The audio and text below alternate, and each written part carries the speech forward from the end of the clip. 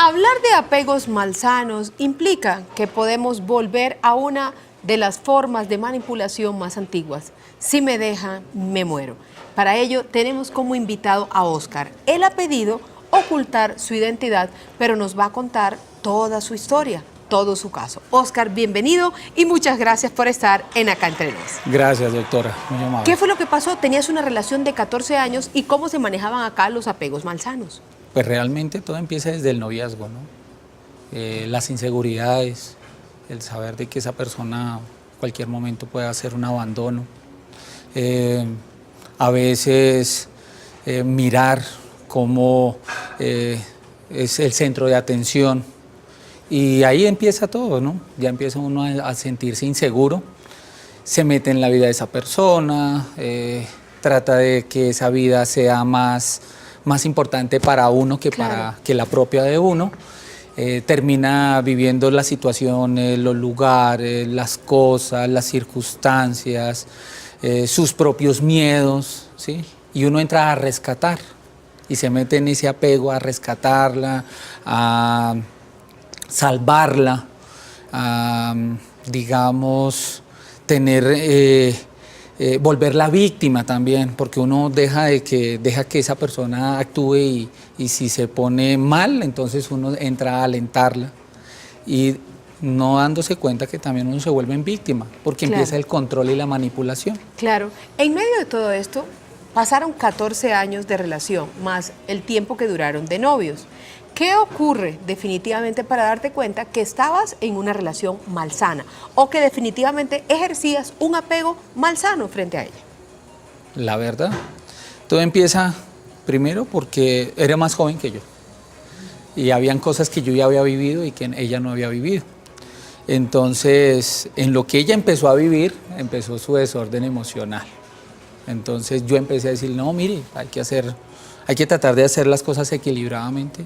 No, me empecé a meter en la vida de esa persona y dejé de vivir la mía.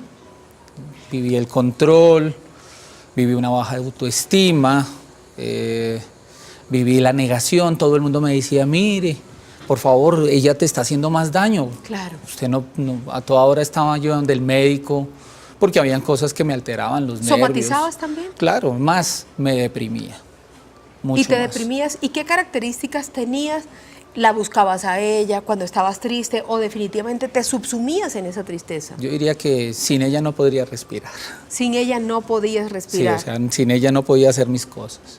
¿Y ella qué te decía? ¿O cómo actuaba ella definitivamente para estar contigo o seguir contigo? ¿O ella quería alejarse y tú no le permitías? En cierta manera también. Las dos cosas. A veces ella me ayudaba, entraba, por eso le digo, aquí empieza el problema.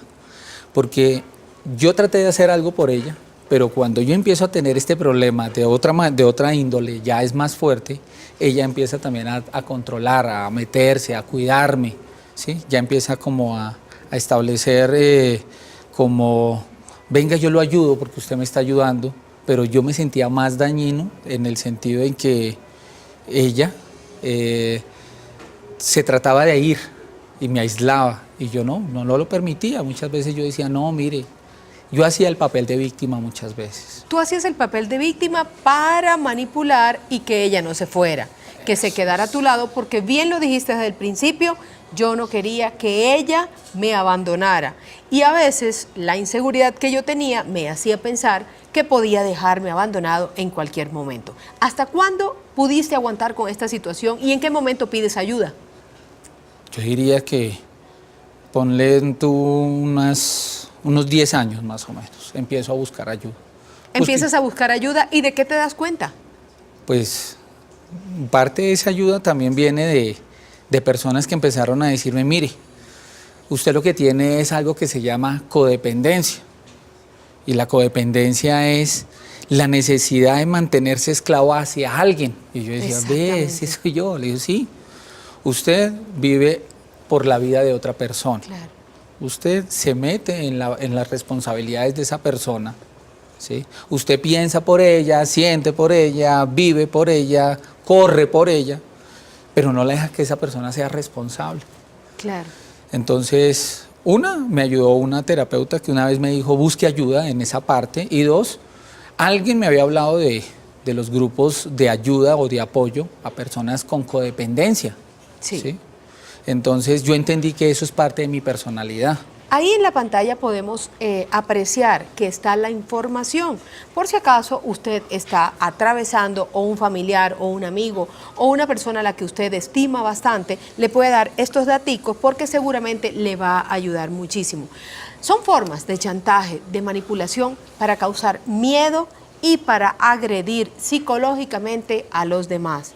Es una codependencia que en muchos casos se hace inconscientemente, donde se busca solo controlar al otro para sentir que se tiene el manejo de la relación. Cuando tú buscas la ayuda, ¿qué pasa con ella entonces? Bueno, pues primero que todo tenía que admitir un problema. O sea, este es un programa de 12 pasos, donde el primer paso me muestra a mí como una enmienda diaria. Claro. De demostrar de que yo era impotente ante los otros porque mi vida se volvía ingobernable. Y tanto así que empezar a buscar ayuda en esa parte fue lo más importante.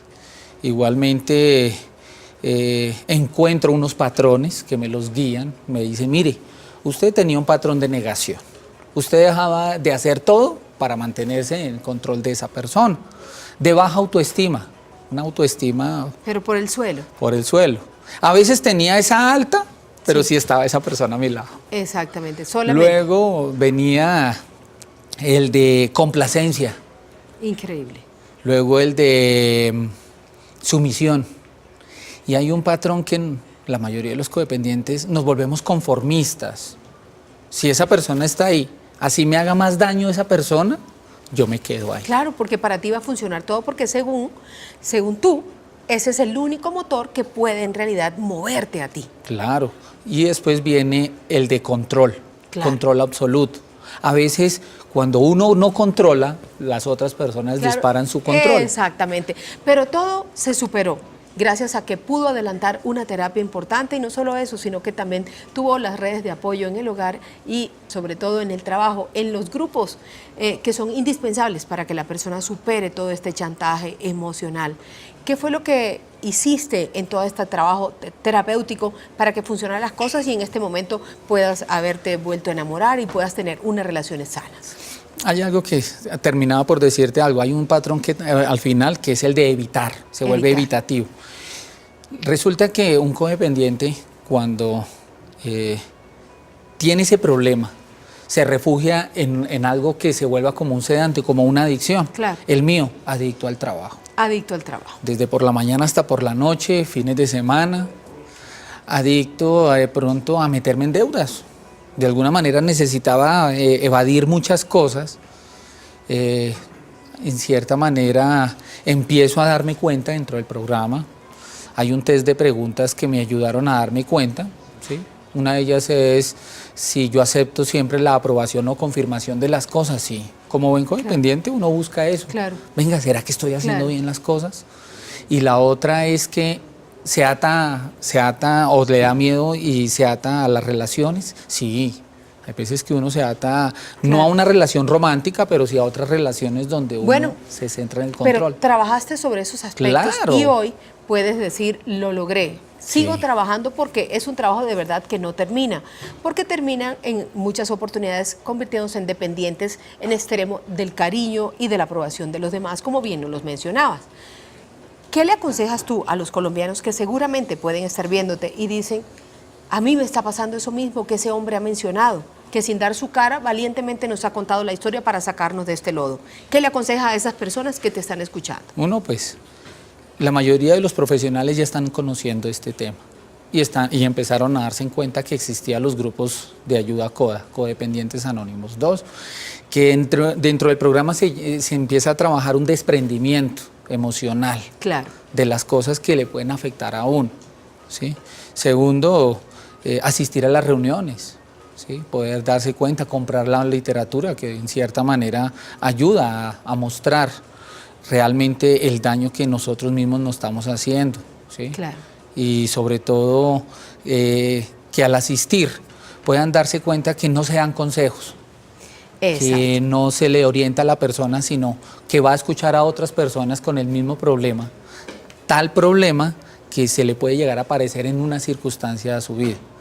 La literatura es la misma que aconseja, ¿no? Claro. Porque son compañeros, inclusive la misma literatura se hizo por codependientes para codependientes. Exacto. Bueno, pero tenemos muchas formas para salir de esta situación. Lo único que queremos aconsejarles en esta mañana es que hay que amar sanamente, hay que vivir sanamente y sobre todo disfrutar sanamente. Recuerden que los excesos nunca serán buenos para nuestra vida. Gracias a Oscar, que hoy compartió el caso de manipulación y codependencia extrema en su vida en una relación de más de 14 años, y hoy puede decir que ya ha superado valientemente toda esta situación que le atormentó durante muchos años de su vida. Si usted quiere comunicarse, ya saben, a las líneas que aparecieron y sobre todo a la página que está en este